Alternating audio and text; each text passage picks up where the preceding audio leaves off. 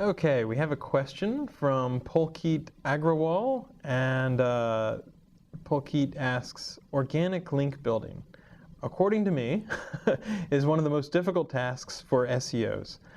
Can you please list 5 effective ways of organic link building other than building great content?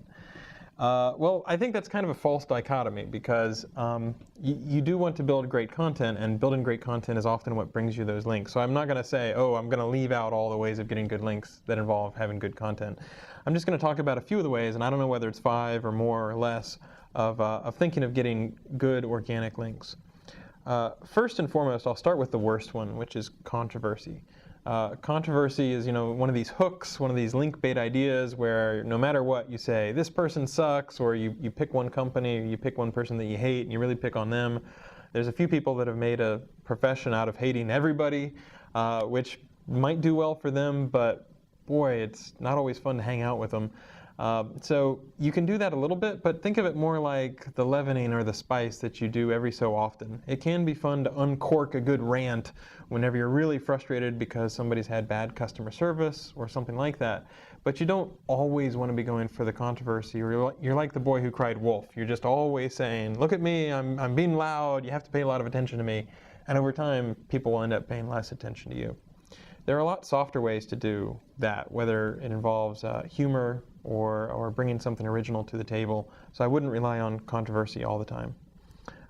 One of the best ways to get links is to participate in the community. And I'm not talking about signing up and spamming a bunch of blogs or forums, but rather showing up, and a good example is answering questions. If you have something of worth, some value that you can add by saying, hey, you know what, I know the answer to this. This is how you configure htaccess to do a 301 redirect. Somebody appreciates that, and somebody will remember that you answered their question, and they'll be more willing and more receptive to link when you realize, oh, that's their site. They have a whole pile of interesting articles about how to do good things with 301 redirects or htaccess. So I think participating in the community, answering questions that help other people can be a big way to do it. Going back to what is building great content, but is still super important, original research. To this day, if somebody does even a little bit of work to dig into a subject, they're a lot more likely to get links.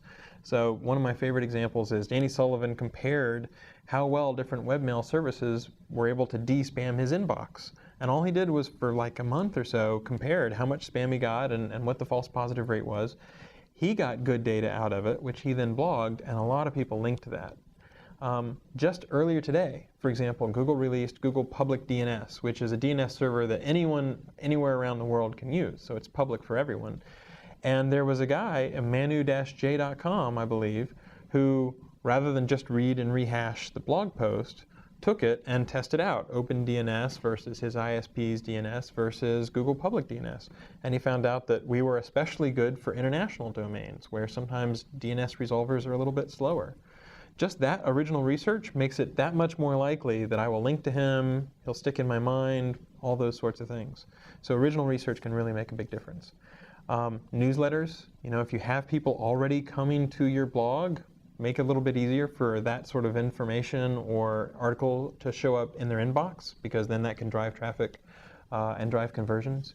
Social media, participating on a forum or a blog is one thing, but then participating on Twitter or Friend Feed or Facebook can be another great way. Think about where people spend their time. If they spend 5 hours a day on Facebook, then maybe you should spend some of your time on Facebook, because getting to know those people can pay off in lots of ways, not just links.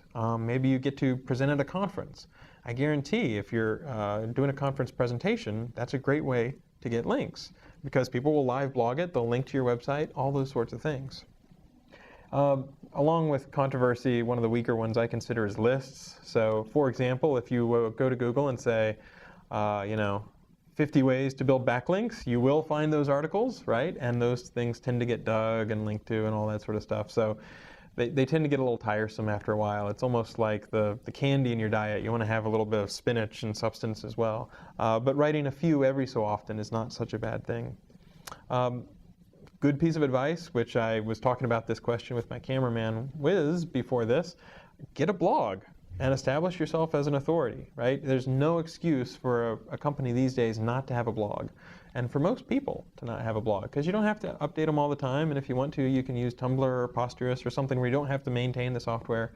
But it's really not that hard to do. If you see a funny picture or something like that, you post it on your blog, you can get a lot of links very quickly. More likely, you'll probably use your blog to establish yourself. It's your online business card, your profile, and you can use that to project how you want to be on the internet. So just building that up as a resource of good articles. Another good example is how-tos and tutorials.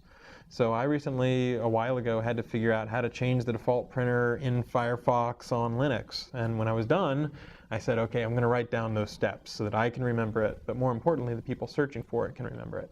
And even if you don't get a ton of links to that post, sometimes you don't need a ton of links. Sometimes that long tail content is enough where the other people who are searching for it will find you, even if you only have 2 or 3 links to it. So it's not always about links. It can sometimes be about having a resource that nobody else in the world has. Talking about resources, another thing you can do is run a service that people find really useful, or even make a product and release it for free, or give it to the community. So a Firefox extension or a Chrome extension, something that improves your Apache experience or makes things easier for WordPress plugins, stuff like that. Services are good because people will come to you to try things out, but open source is also fantastic because then people can download it. They're grateful that they got something for free. So you can do the work once, and then lots of people downstream can be grateful, and some of those people will link to you. Another good piece of advice, try to make sure that your site has good site architecture. You'd be amazed at how many people don't handle things like, can my site be crawled? Can my site URLs be bookmarked? And so can Google get to all the pages on my site? You might think it sounds remedial, but you'd be amazed at how many websites mess that up. So make it easy to link to your site or to individual pieces of content on your site, like individual blog posts. That's almost everything on my list, but I'll make one final one, which is make a few videos. It turns out making videos can be a really easy way where you're just talking, but people can watch it at any point. They can get a lot of value out of it, and hopefully it's enjoyable.